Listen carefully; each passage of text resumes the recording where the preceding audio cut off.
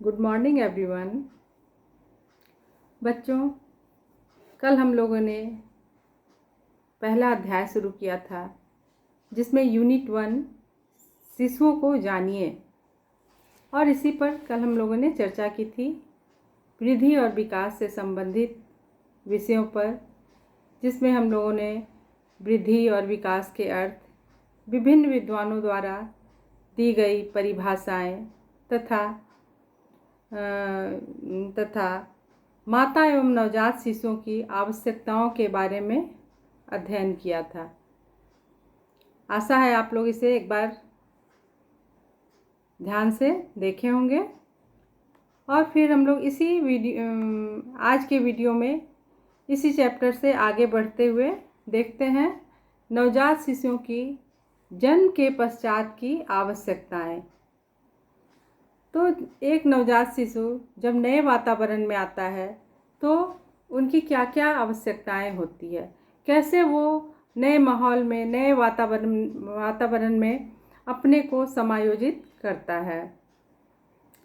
तो वैसी उस समय उसे विभिन्न परेशानियों का भी सामना करना पड़ जाता है। जैसे सबसे पहला पॉइंट है इसका वायु। जन्म के समय शिशुओं में पूर्वाघात के कारण सांस लेने में थोड़ी परेशानी होती है। अच्छे से वो सांस नहीं ले पाता है, क्योंकि प्रसव पीड़ा के दौरान शिशु भी काफ़ी कठिनाइयों का सामना करता है, जिसके कारण जब वो जन्म ले लेता है तो थोड़ी सांस में परेशानी आती है। तो ऐसी अवस्था में चिकित्सक को चाहिए कि भली भांति उसकी देखभाल करके जो भी संभवतः व्यवस्था हो उसे प्रदान करें, ताकि बच्चा नॉर्मल हो सके। दूसरा है गर्माहट। जन्म के समय बालक का सुखाना, त्वचा से त्वचा का संपर्क द्वारा गर्माहट को बनाए रखना। क्या होता है, जब माँ के गर्भ में शिशु रहता है तो उसे किसी भी तरह की कोई परेशानी नहीं होती है और बच्चे बिल्कुल अपने को सुरक्षित महसूस करते हैं। लेकिन जैसे ही वो नए वातावरण में आता है तो उसके लिए थोड़ी परेशानी हो जाती है।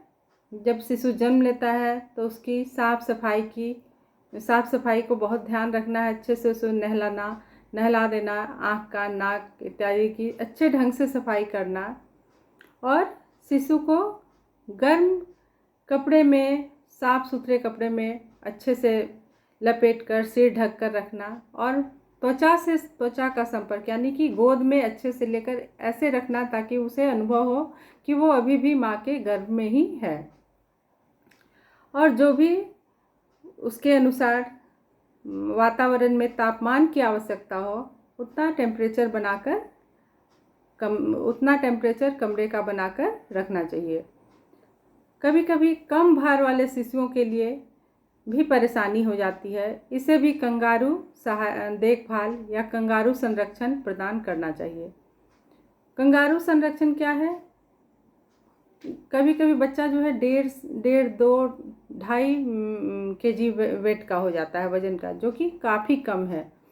तो ऐसी अवस्था में वो बहुत कमज़ोर होता है।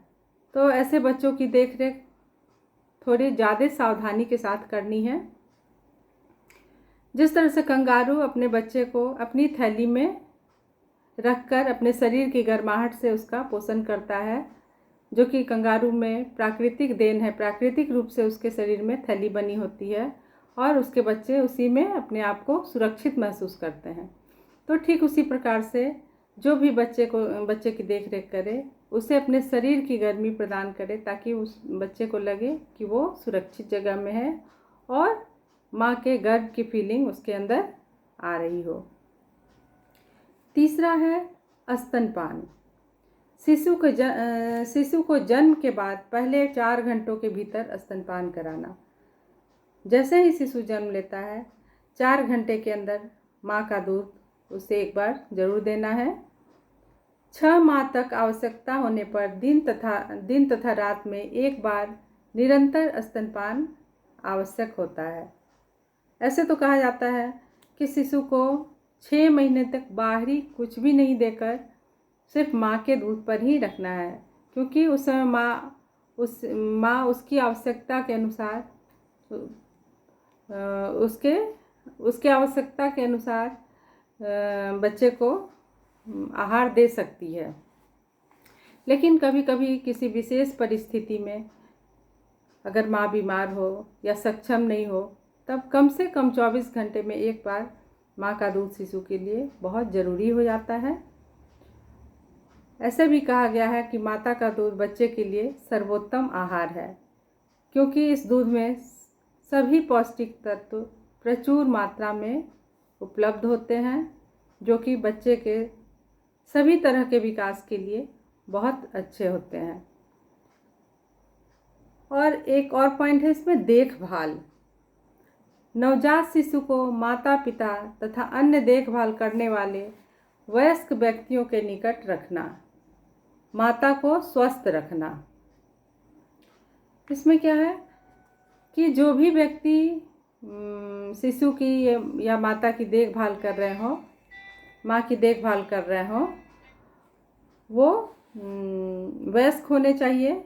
कभी भी छोटे बच्चे पर, नवजात शिशु को नहीं छोड़ना है। जब भी बच्चे को अगर देते भी हैं तो एक बड़ा व्यक्ति, एक बड़ा आदमी उसके साथ होना चाहिए। नेक्स्ट है रोग संक्रमण पर नियंत्रण।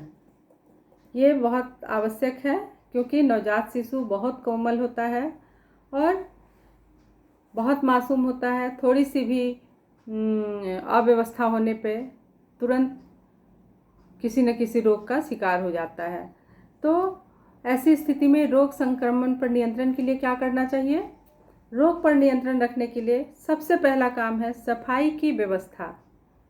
जहाँ भी नवजात शिशु और माँ को रखा जाता है वो जगह बिल्कुल साफ़ सुथरा, उनके सारे जितने भी उपयोग किए जाने वाले सामान हैं उनकी साफ़ सफाई पर पूरा ध्यान रखना है। यह उस समय और भी आवश्यक हो जाता है जब शिशुओं को गोद में लिया जाता है। अगर कोई भी व्यक्ति उस शिशु को गोद में लेते हैं तो कम से कम अपने हाथ धोकर, या व्यक्तिगत स्वच्छता भी इसके लिए ज़रूरी है। कोई अगर बाहर से आता है तो वो व्यक्ति कहाँ से आ रहा है, कैसे आ रहा है, इसीलिए सबसे पहले हाथ धो लें, फिर नवजात शिशु को गोद में लें। रोगों की रोकथाम का प्रयास भी करना चाहिए। रोग संक्रमण से बचाव के लिए शिशु को प्रारंभिक तथा आवश्यक स्तनपान कराने के लिए माता को प्रोत्साहित करना चाहिए। हम लोग पहले भी जानते हैं कि माँ के दूध में सभी पोषक तत्व प्रचुर मात्रा में उपलब्ध होते हैं। साथ ही माँ का दूध जो है शिशु के लिए रोग प्रतिरोधक क्षमता का भी काम करता है। इसमें सभी प्रकार के पोषक तत्व जैसे प्रोटीन, वसा, विटामिन्स, कार्बोहाइड्रेट, खनिज लवण सभी पाए जाते हैं।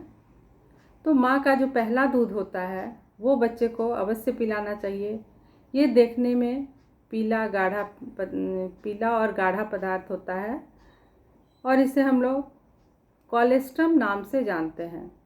हिंदी में इसे क्षीरसार भी बोला जाता है।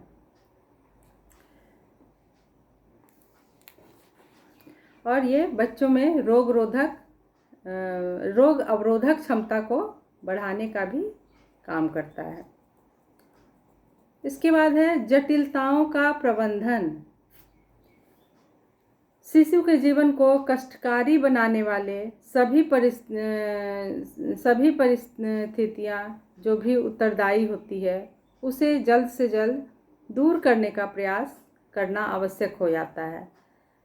तो उसके लिए क्या परेशानी है, इस चीज़ को जानना, जो भी व्यक्ति उनकी देखभाल कर रहे हैं इस बात को अवश्य समझें और जानें कि माता और शिशु की क्या परेशानी है, क्योंकि शिशु बोल नहीं सकता है।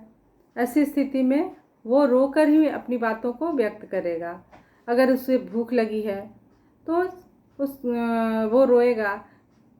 तो ऐसा करना चाहिए कि उसके दूध का समय बना देना चाहिए। उसे 2-2 घंटे पे दूध दें तो खुद से पता चल जाएगा। जब भी उसे भूख लगेगी तो वो अपने समय पूरा होने से पहले ही थोड़ा रोना शुरू कर देगा।